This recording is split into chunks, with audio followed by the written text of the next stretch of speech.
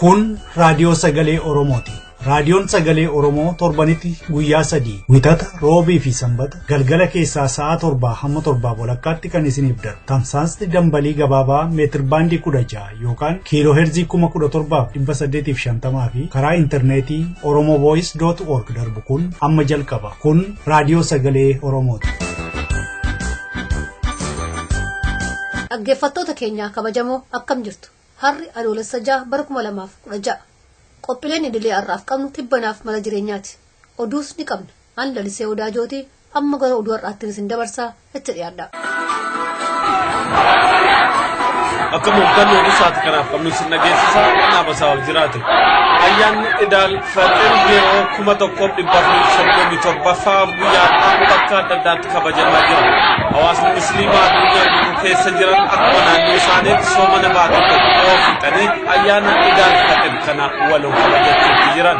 Yeroo kanatti kanneen rakkatan deeggaruu wal jaalachuu fi wal kabajuun utubaa amantichaati jedhu hayyoonni. Ayyaanni kun Oromiyaa keessattis bifa ho'aatiin kabajamaa jira. Mootummaa wayyaanee immoo sodaa uummatarraa qabuun waraana guddaa bobbaasee akka ture beekameera. Haa ta'uti uummati nagaadhaan ayyaana isaanii kabajatanii gara mana isaaniitti deebi'aniiru. Bakka adda addaatti immoo dargaggoonni ayyaana kana booda gadi ba'uudhaan diddaa fi mormii isaanii dhageessisaa akka oolan oduun bakka garaagaraarraa nu ga'e hubachiiseera.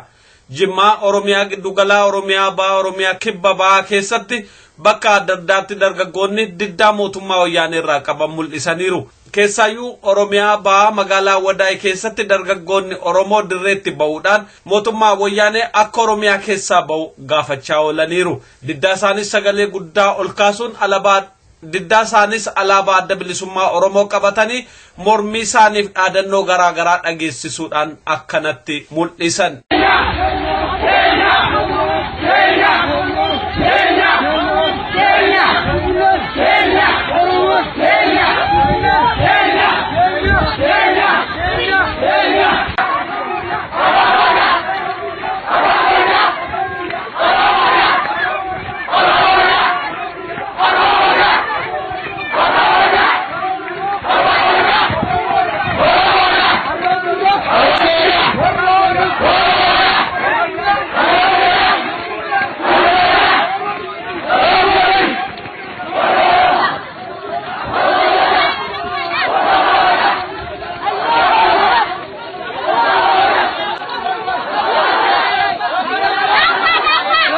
Diddaan kun magaalaa Dirree Dawaa keessattis akkasuma akka mul'ate odeessachirraa nu ga'e hubachiiseera.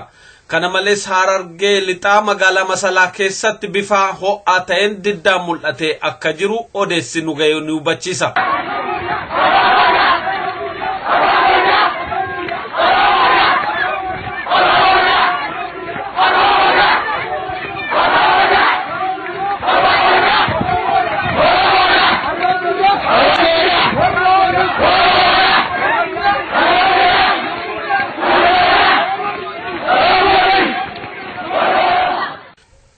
Afrikaan Bahaa godina waraanaa ta'uuf deemaa humnooti garaagaraa naannoo kanatti wal qabaa akka jiran dhaga'ame. Gariin Itoophiyaa hundee godhatanii yeroo socho'an kaan immoo Eertiraa irratti xiyyeeffatanii akka jiran odeessi naannoo sanarraa ba'uu ni hubachiisa. Xiinxaltoonni garaagaraa akka hubachiisanitti biyyooti garii Itoophiyaa maadheffachuudhaan naannoo sanatti nagaaf tasgabbii buusuu akkasumas biyyoota isaaniitti nagaa buusuuf hojjechaa wayita jiran biyyooti garii immoo gara Eertiraatti hidhatanii socho'aa akka jiran hubachiisa. Odeessi dameetikaa adda addaarraa ba'us akka hubachiisutti Itoophiyaan yeroo ammaa Israa'el, Keeniyaa, Ugaandaa fi Ruwaandaa qabattee olaantummaa naannoo Afrikaa Bahaatti qabdu eegsifachuudhaaf yaalii gochaa jirti. Gama kaaniin Eertiraan biyya Masrii, Saawud Arabiyaa, Yuunaayitid Arab Imareet qabattee olaantummaa fi madaallii humnaa eegsisuuf yaalii gochaa jirti jedhu xiinxaltoonni. Waraanni wayyaanee Itoophiyaa kaabaatti guuramaa akka jiru hubatameera. Gama kaaniin daangaa Itiyoo Eertiraa irrattis waraan of eeggannoon akka dhaabbatu ajaja akka darbe odeessi raayyaa ittisa Itoophiyaarraa ba'aa jiru ni hubachiisa. Waraanni Somaaliyaa keessa jirus of eeggannoon akka socho'u ajaji gama sanatti darbee jira. Gama kaaniin odeessi mirkanoofne akka hubachiisutti waraanni Itoophiyaa gariin gara Jibutiitti ergamanii akka jiran ibsa. waraanni gara Jibutiitti ergames tarkaanfii fi aleellaa Eertiraan naannoo sanatti gaggeessitu akka of eeggannoon eeguuf jedhameera. Gama kanaan Faransaay Itoophiyaadhaaf fuula akka kennitee fi Jibutiinis naannoo sanatti akka ayyamteef himamaa jira. Yeroo ammaa kanatti Itoophiyaaf Eertiraan madaallii humnaa naannoo sanatti qaban eegsifachuuf humna waraanaaf ittisaa sadarkaa olaanaatti guddifachaa akka jiran ibsa odeessi naannoo sanarraa nugaa jiru. Oduu wal fakkaatuun ministeerri muummee Israa'el Benaamin Netaanyaahuu guyyaa har'aa gara galgalaa Finfinnee akka seenan eegamaa akka jiru hubachiise. Netaanyaahun daawwii guyyaa lamaaf hooggantoota biyyattiif qondaaltota mootummaa adda addaa waliin ni dubbatu jedhamee sagantaan ba'eefii jira. Kana malees daawwii biyyoota Afrikaa sadii kan akka Ugaandaa, Keeniyaa fi Rwaandaa keessatti ni taasisu jedhamee eegamaa jira. Akka himametti kaayyoon daawwannaa kana naannoo sanatti nageenyaa fi ittisa jiru jabeessuuf jedhamee jira. Ministeericha waliinis dhaabbileen Israa'el adda addaa gara 60 ta'an gara Finfinnee akka seenan himamee jira.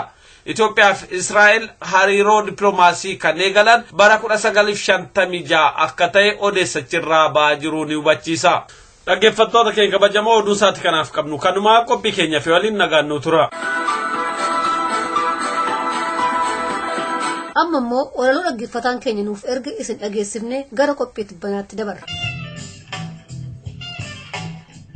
Oromiyaa dachee dhiigaa lafti dhiiga ta'ee mannis dhiiga ta'ee dhallis dhiiga ta'e daandii karaa gubbaa lola'ee kan ciisu dhiiga lammiittan koo dhiiga bolootan koo dhiiga abbootan koo dhiiga aayyoottan koo wayyoo wayyoo alagaan lola'ee lafaatii ol bu'aa bosonaa ol ka'ee dhiigni qulqullootaa diinotaa manca'ee yaa lammii koo yaa bolootan koo yaa abbaa koo yaa harmee koo maal jedhee maal dhiisaa akkamiin callisaa akkamiin dhanneessaa basaasaan dhahamee haalbeedhaan qalamee summiin balfatamee nama meeqa dhumee meeqa dhawwaalamee hayyuu meeqa dhabnee haadhoo meeqa dhabnee seenaadhaan gadqabnee boquudhaan gadqabnee dhaloon noggudhumu seenaadhaaf maalimuu dhaloon noggudhumu seenaadhaaf maalimuu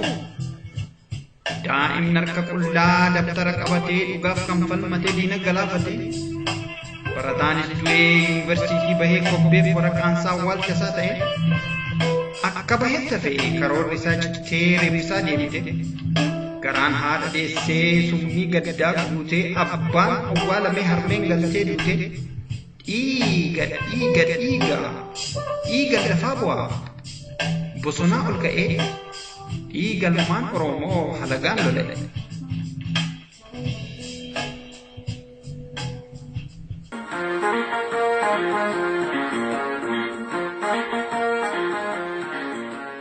Qophii tibbanaa. Namoonni 11 Jarmanirraatii Konraad Adenooverii fi Walter Holstein, Neezerlaandirraatii Johan Willem Beenii fi Siiko Maanshoot, Ingilizirraatii Winston Churchill, Itaaliirraatii Alcido de Gasperi fi Altiro Spinelli, Faransaayirraatii Jean Monnetii fi Robert Schumann, Beeljeemirraatii Paul Henrik Spraakii fi Luxemburgirraatii Joseph Peck jedhamanidha. Warri gamtaa Awurooppaa har'aa hundeessan jedhamanii beekaman. Yaanni tokkummaa Awurooppaa jedhu tarii hedduun keenya kan hubannu walii galtee bara 60 lakkoofse kana ta'innaa laata. Dubbichi jaarraa 3 ol lakkoofseera. Bara 1648tti waan kana dhugoomsuudhaaf walii galteen Westphalia yookaan immoo Treaty of Westphalia jedhamu kan godhamee ture. Namtichi lammii Ingilizii maqaansaa William Penn jedhamu bara 1693ttidha lola Awurooppaa keessa wayita sana ture hambisuudhaaf caffeen Awurooppaa tokko hundeessuun barbaachisaa akka ta'e yaada kaasee akka turetu seenaan ragaa bahaaf. Yaanni bu'uuraa tokkummaa Awurooppaa har'aa kun bara 1951-58 keessa seera bulmaataa biyyoonni Awurooppaa wayita sana albuuda cilee dhagaa fi sibiilaa kan waloodhaan duraan qabaatan sana boodarrammoo seera anniisa atoomii ofitti dabalatee as ba'e sana kan bu'uura godhatedha. Qajeelfamni biyyoota industiriitiin duroomanii kun bifa seeraa fi qulqullaa'aa ta'eetiin biyya Ixaalii Roomii keessatti bara 1957 bara 1992 biyya Neezerlaandis Maastriiktitti fooyya'ee seera ta'ee ba'e. bara 1986tti gabaa biyyoonni Awurooppaa miseensa itti ta'an sharafa tokkoon hundi isaaniiyyuu walitti daldalachuu isaan dandeessisu dhuummatani. bara 1997tti immoo waliigaltee Awurooppaan gama hawaasummaa dinagdeetiin guddisa jedhame Neezerlaand keessa Amsterdamitti mallatteeffame. Gahee fi qooda miseensota gamtaa Awurooppaa kan ifatti lafa kaa'ame immoo waliigaltee bara 2001 fi kan Poorchugaal Lesbanii keessatti immoo bara 2007 miseensi tokko gaafa dhiisee ba'uu barbaade maal godhuu akka qabu kan ifatti lafa kaa'ame mallatteeffamedha. UK yookaan Ingilizii, Ireland, Denmark fi Norway bara 1972ttidha kan isaan itti miseensuman. Baruma sana Norweyn uummanni deeggarsa waan dhowwateef deebitee keessaa baate. Ergasiiti biyyoonni hedduun yeroo garagaraa itti dabalamaa deemani 28 ta'ani. Gamtaan Awurooppaa biyyoota miseensota ta'an 28 keessatti daldalli, maallaqni itti daldalan, tajaajilli hawaasummaa fi namoonni miseensota gamtaa sanaa ta'an akka garaa isaaniitti biyyoota 28 keessayyuu ni socho'uu ka jedhudha. Qaamni olaanaa gamtaa Awurooppaa Komishinii Awurooppaati. Of jalatti dameelee adda addaa qaba. Kan seera baasan qaama dinagdee, hawaasummaa fi siyaasaa akkasumas naannoo ilaalatu irratti. Gamtaan Awurooppaa waan inni itti gabaa addunyaa irratti qabatee bahaa ture ittiinis of himuu fi hedduminaan illee akka fakkeenyaatti kaasan ijoo dubbii ciccimoo ta'an kan ittiin dhaadeffamu qaba. Kabaja mirga dhala namaa, olaantummaa seeraa, sodaaf shakkii malee yaada ofii ibsachuu, ardicha irratti waggoota 60 oliif lola balleessuu, guddina, argannoo saayinsii fi qorannoo ammayyaa, dimokiraasii, dhalli namaa nagaatiin miseensota biyyootaa keessatti nagaan socho'uu, haala gabaa fi tooftaa odeeffannoo wal jijjiiruu tokko ta'e qabaachuu fi yeroo bal'inaa waliin dhaabbachuu ka jedhudha. Akkas waan ta'aniif siyaasni dinagdee, qaroomina saayinsii, kana malees immoo rakkoolee biyyoota hin guddannee keessa jiraniif fala kaa'uu keessatti biyyoonni gamtaa Awurooppaa akkasumas immoo seerota isaan baasan akka fakkeenyaa fi falaatti dhiyaata yoo nagahame.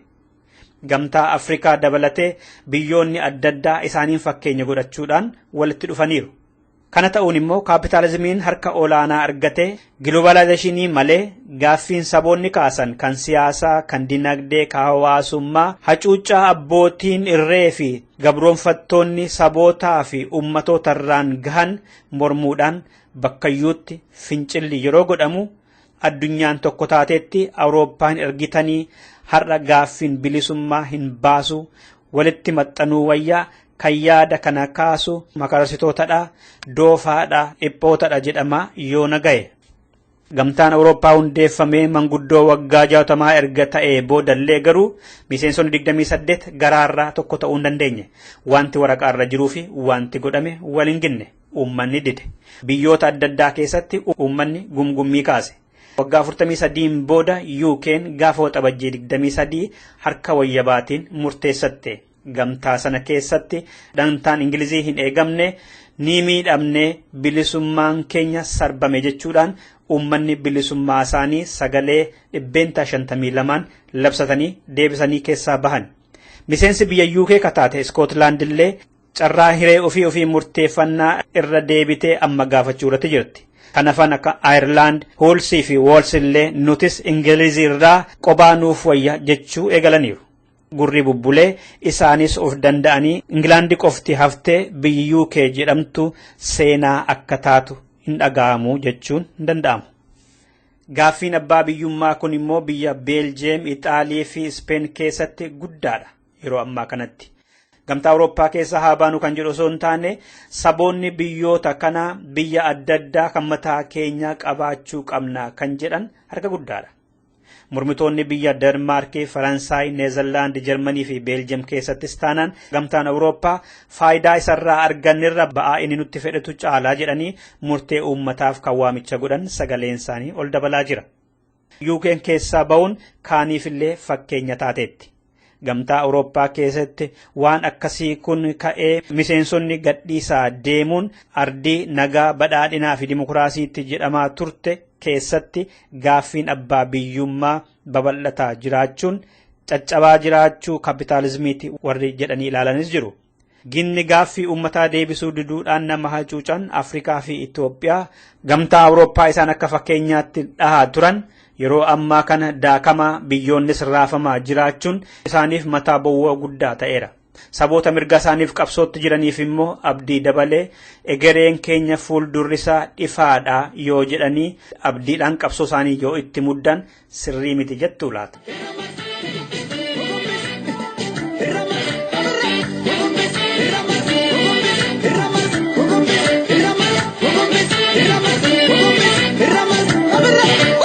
Nallo fajede yo mafe, nallo la jede yo marafe.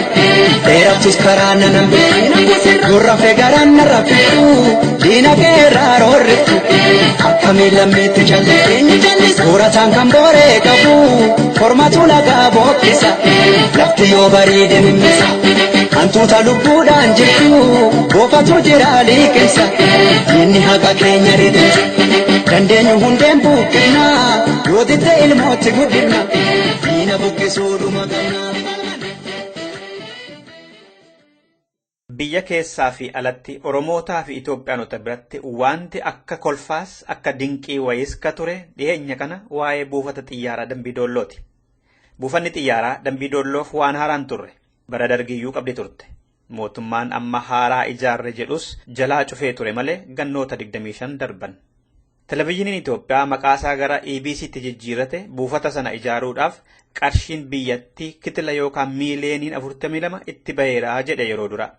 Galgala isaa immoo oduu isaa gara deebi'ee dubbatu akka haaraatti qarshiin kitila 33 hojjetamee hojiirra oolee buufanni xiyyaaraa Dambiidoolloo jedhe. Dhimmuma kana raadiyoon Faana immoo gaafuma sana qarshii kitila 73tiin hojjetamee eebbifamuu dubbate. Baajeta miiliyoona 42 yookaan 33 yookaan 73 itti dhangala'e kun buufanni xiyyaaraa Dambiidoolloo kan akka Sammaqalee, Aksum, Adu'aa fi Addagiraatitti jiruun wal dorgomuu ta'innaa jedhu hedduun. Dubbiin garuu gara biraa jira. Gara jalqaba bara 2000 xiyyaarri lolaa Itoophiyaa tokko samiirra naannoo Bishooftuutti osoo balali'aa jirtu harree qoraan baattee deemtu tokko rukutee lafatti dabale. Yeroo sanatti namoota dhagaan biratti dubbiin kun waan kolfaa ture. Balalistoonni Itoophiyaa addunyaarraa balaa tiraafikaa harree rukutuutiin tokkoffaa ta'uun isaaniin oolu jedhamani. Dubbiin buufata xiyyaaraa Dambiidoolloos daandii qilleensa biyyattii laaqii biyyoo diimaatiin ooyiruu keessatti qabamee uummata eebbaaf waaman dhiibsisaa ooluun addunyaarratti galmee wayii hin dhabuu kan jedhan danuudhaan mallee. Xiyyaarri obbo Muktaar Kadirii fi obbo Warqinaa Gabayyoo eebbaaf fuutee deemtee Dambiidoolloo buute ol ka'uu hin dandeenye deebite. Buufanni xiyyaaraa haaraa ijaarame kan jedhame lafa qonnaa biyyoo diimaa qotamee xaafii faca'uudhaaf qophaa'ee fakkaatu bishaan irra ciisutu mul'ata. Uummanni eebba sanaaf baafame daasii irrisaa sharaa jalatti walitti qabamanii EBC'n fuula namootaa qofaa malee lafaa fi manoota buufata xiyyaaraa sanarratti ijaaraman yoo jiraatan hin mul'isu ture. Godoon mulaalaa irrisaa qorqoorroo laftisaa biyyoo diimaa keenyansaa biyyoo hiddaa fi mismaaraan walitti qabame tokko mul'ata. Iddoo xiyyaarri irra qubatuu fi ka'ullee aspaaltii naafuuti cirracha hin qabu. Lafuma dur irra bu'aa ture ganna 25f immoo qotamaa bahee baranas sanyii facaasuudhaaf qophaa'e irra xiyyaara buusaniitu eebbaaf deemani obbo Muktaar Kadirfaa. Bokkaan osoo isaan achiin deemiin roobe xiyyaarri isaan fuutee deemte otoo oliin ka'in laakiitiin qabamte. Hoogganaan buufata xiyyaaraa Dambiidoolloo obbo Kiroos kan jedhaman gaafuma sana hojii gaggeessaa daandii qilleensaa Itoophiyaa obbo Tawaldeetti Finfinneetti bilbilanii waan xiyyaarri Dambiidoolloo dhoqqeetiin qabamteef harkisee kan keessaa baasu nuuf ergi jedhanii gaafannaan hin ta'u jedhaman. Booda uummata eebbaaf waaman sana duuba goraa dhiibaa jedhanii xiyyaara laaqii keessaa osoo dhiibsisanii argamaniiru. Kanumaan wal qabatee bara darbe yeroo filannoo muummichi ministeeraa biyyattii obbo Hayilemaariyaam Dassaaleeny Naqamtee deemanii buufata xiyyaaraa isinii galchina jedhanii dhagaa bu'uuraa kaa'anii turan. Dhiyeenya kana immoo irra deebi'anii obbo Muktaar Kadir yeroo lammaffaaf buufata xiyyaaraa Naqamteef dhagaa bu'uuraa kaa'aniiru. Maaliif lammataa akka kaa'ame ifa miti. Naqamteen akkuma Dambiidoolloo buufata xiyyaaraa qabaachaa turte yeroo dura jalaa cufame malee anshees. Bunnii fi warqeen naannoo sanaatiif fe'amu warshaa fi daandii gaariin godina sana keessatti tolchuun illee yoo hafe kanallee galchuu dadhabuun hidhii isaanii xuuxanii warri aariin dubbatan hedduudha. Eebbaa buufata xiyyaaraa Dambiidoolloo kana laalchise sabaa himaaleen mootummaa Itoophiyaa fi Oromiyaa akka uummanni itti gammadeetti dhiyeessaa turan. Weellistuun Oromoo tokko immoo gammachuutti dhagahame waa'ee buufata xiyyaaraa Dambiidoolloo akkanatti weellisteetti battalumatti. xiyyaarri kee muktaariin barreesse dambii dolloobee dhokkeen kaadambise kan jennaan didii keessa keesse dambii dolloogee gomaan sana feese biyya bookoo harka saafalmaate shira diinaa baasee saba sabdubbate shira diinaa baasee saba sabdubbate gubboo diinii nyaatee lammisaaf labsaate gubboo diinii nyaatee lammisaaf labsate. Dhaggeeffattoota keenya qophiin tibbanaa har'aa kan kana fakkaatu ture waan nu caqasaa turtaniif guddaa galatoomaa. An Dassuu Duulaati torbee dhimma biraa qabannee walitti deebina. Nagaattan masittu.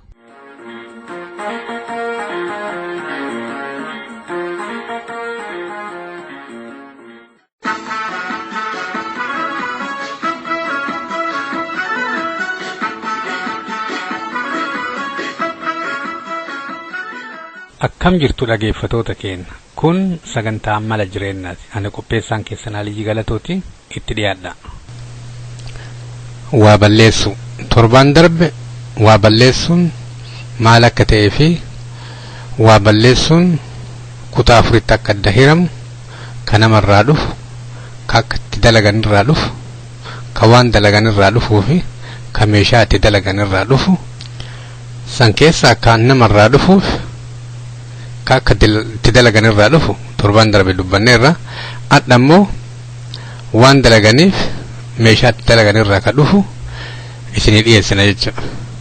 Kan waan dalagan irraa dhufu tokkoffaa waan silaa dalagamuu qabu kana naa godhi waan namni siin jedhe tokko dhiifteeti waan biraa godhu. Fakkeenyaaf yoo an chaayilaa naa kenni siin jedhe ati ammoo chaayilaa irra kappuchiinoo wayya jettee yoo ati naa fidde sanirraa kaka'e dogoggorri uumama jechuudha konfliktii uumamaa jechuudha. Maaliif waan si gaafadhe dhiifteeti waan biraa naaf fiddaa jechuudha. Kanarraa kaka'e irra deebiteeti waan si gaafadhe kana yeroo gootu takkaffaa yeroo balleessitaa horii balleessitaa namni sunillee waan inni barbaadu waan hin dhiyeessineef jecha yeroo biraa si deebuu dhabuu hin malaa jechuudha. Namichi waan san dalagee dhiyeesse dalageera akka namaatitti waa dalageera garuu wanti inni dalage suni waan namni kun gaafate waan hin taaneef balleessaa ta'a jechuudha. Kun waan dalagu irratti hidhaa qabaa jechuudha. Waan silaa waan wayii yeroo gaafatte yookiin immoo waan wayii haa dalagamuuf yeroo dhiyeessitu haga silaa dalagamuu qabu dhiifteeti irra eda'u kabiraa kaaf akka hojii irraa dhufu jechuudha. Akka salphatu malee waan bunaaf shaayii namni dhuguu fi waa'ee bunaaf shaayii isinitti kaasa. Yoo fakkeenyaaf namni tokko buna ajajate sukkaara 2-3 itti buuftee fidda. Ati silaa isaa mi'eessuuf waan san gootee fidda. Namichi ammoo sukkaara hin dhugu. Kanaaf waan kana mallee jissiteeti sukkaarri sunillee badee bunni sunillee badeeti amma deebiteeti waan san hojjattaa jechuudha. Ka duraa waan namichi gaafate dhiiftee waan biraa hojjechuu. Ka lammaffaa ammoo waan namichi gaafate san irratti waa itti eda'u jechuudha. Fakkeenyaaf websaayitii wayii naa dizaayinii godhaa jedhee kaampaaniin tokko yoo nama IT'tti yoo kenne kalarii isa bareedu kan namichi gaafate hin taane ka isa bareedu kan namicha dizaayinii godhuuf itti eda'ee midhaassee ija isaatii akka tolutti dhiyeessa jechuudha. Yoo akkasaa waan bareedaa tolchaaraaf garuu namichi waan san barbaadu websaayitii san barbaadu waan sanii miti kan inni barbaadu. Waan inni hin barbaanne irra edaataa jechuudha. Yeroo waan inni barbaanne irra edaatu takkaffaa yeroollee horiillee balleessitaa jechuudha. Kun ammoo maal godha waan tokko isteeppii tokko duubatti akka deebitu si godhaa jechuudha. Ka biraa waan tokko namni yeroo waan tokko hojjetu udumanni waan san hojjetee hin fidne waan biraa itti eda'u. Qaama waa hojjetan irraa rakkoo dhalatu. Namoonni hojii akkanaa hojjedhu yookiin immoo akkanaa Oromoo dalage jettee kaatee udumanni waan san dalagaaru waan biraa 4-5 irra edaata. Yeroo waa 4-5 irra edaatu wanti shanannanuu sun martinuu wanti inni dalagu martuu maal ta'a yookiin hin bada yookiin ammoo kwaalitii isaatitu guddisee gabbu'a. Yeroo kwaalitii isaa gabbu akka silaa barbaadamu waan hin taaneef namichi dalagaarullee ka dalaganiifillee irraa hin gammaduu jechuudha.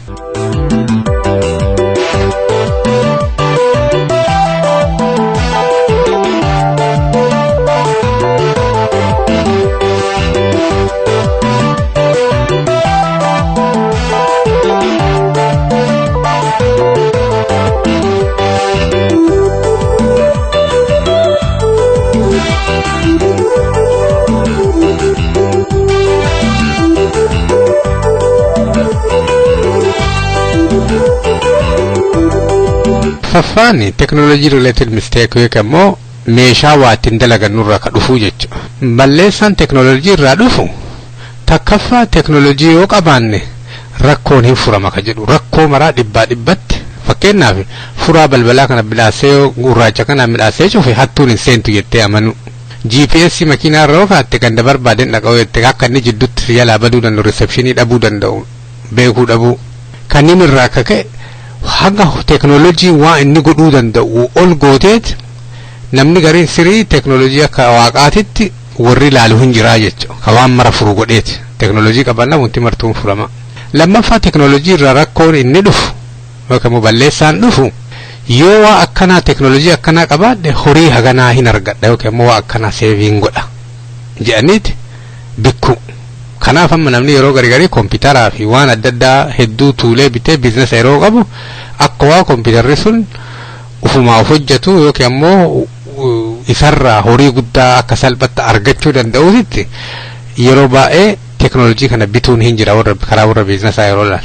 Kabiraa technology irraa ka dhufu meeshaa jijjiiru fakkeenyaaf jidduu uduma waa hojjettu meeshaa jijjiirte amma uduma waa bilcheessitu albee yoo jijjiiratte amma takka albeen qara qabdi takka dooma fuutee albee qara qabdu kana fuutee achi darbiteeti ka goomaa sana yeroo itti ruddu hin murunni jidduutti udu waa daladdu technology yookaan immoo meeshaa jijjiirachuu. Technology makana kontroolii akkaataa itti gootu wallaalu fakkeenyaaf baankii yoo fudhatte fakkeenyaaf baankiin biyya faranjii kun atiin Afrikaa keessallee babal'ataara ATM jira waan adda addaati jira.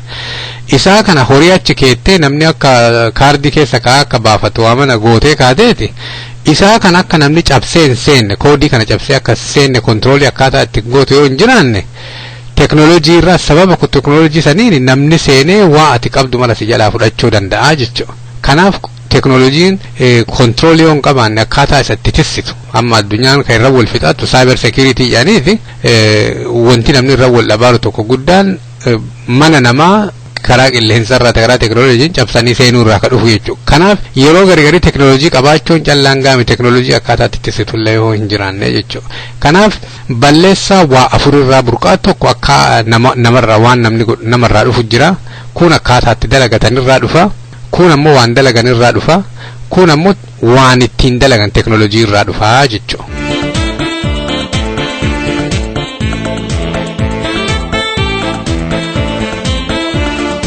Waan dubbifne irraa yookaan waa arganne irraa waan namoonni jedhan waa'ee waa balleessiitii isin dhageessisaa jechuudha. Amma namni waa balleessee hin beekne yoo jiraate namooma takkaa yaalee hin beekne jechuudha.